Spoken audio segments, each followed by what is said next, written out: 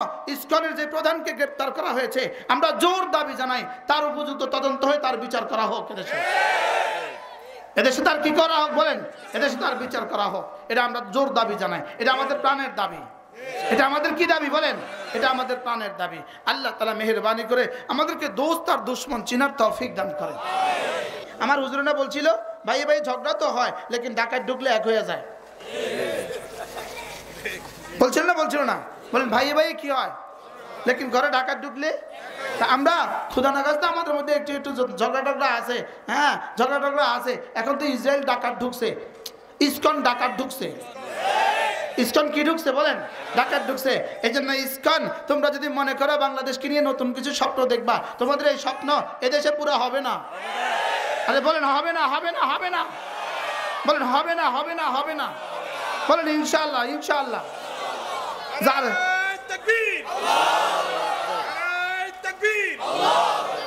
এজন্য যদি ইসকন নতুন কিছু স্বপ্ন দেখেন আপনাদের স্বপ্ন বুমেরাং, কারণ আপনাদের মূল মন্ত্র যেখান থেকে, যে ইসরায়েল থেকে আপনাদের মূল মন্ত্র, যেখান থেকে আপনাদের মূল থিংস, যেখান থেকে আপনাদের মূল শক্তি, সেটাই আজকে শুধুই ধ্বংসের দ্বার প্রান্তে দাঁড়িয়ে আছে। পৃথিবীর সমস্ত বাতিলের গোড়া ইসরায়েল বলেন, পৃথিবীর সমস্ত বাতিলের গোড়া কি বলেন, ইসরায়েল। এজন্য আমাদের উস্তাদ হযরত মৌলানা মুফতি সাঈদ আহমদ পালনপুরি আমাদের বলতেন, দুনিয়া কে अंदर कहीं भी কোথাও দো मछली अगर झगड़े, দুইটা মাছ যদি কোথাও ঝগড়া করে, इसके अंदर ইহুদিयों की साजिश है, এর পেছনে ইহুদিদের কোনো ষড়যন্ত্র আছে। আমাদের এত এত দল কেন, ইহুদিদের ষড়যন্ত্র। এত উপদল কেন, ইহুদিদের ষড়যন্ত্র। রেজবি কেন, ইহুদিদের ষড়যন্ত্র। আহলে হাদিস কেন, ইহুদিদের ষড়যন্ত্র। সাদিয়ানি কেন, ইহুদিদের ষড়যন্ত্র। কাদিয়ানি কেন, ইহুদিদের ষড়যন্ত্র। এই সুন্নি আর ওয়াহাবির মারামারি কেন বলেন, ইহুদিদের কি ষড়যন্ত্র।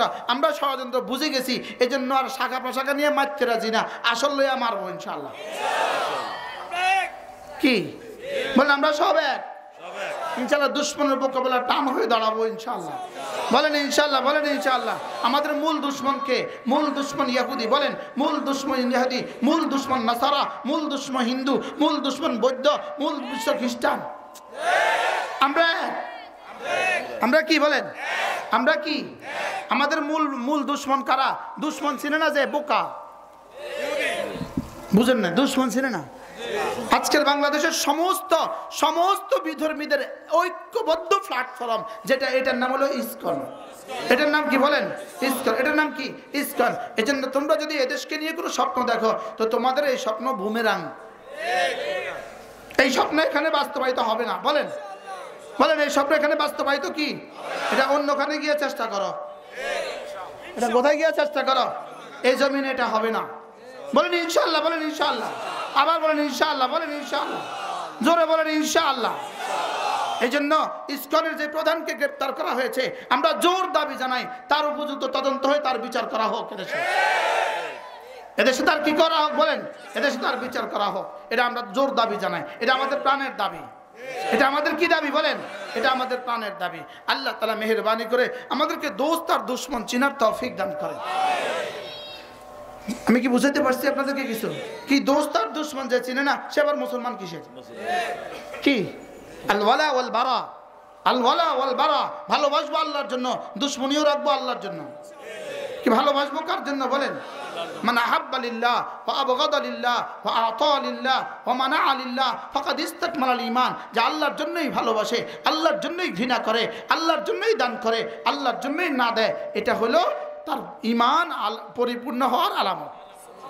আল্লাহ আমাদের সকলকে কথাগুলো বুঝানো সহজ করে দেন। সকলে বলেন আমিন।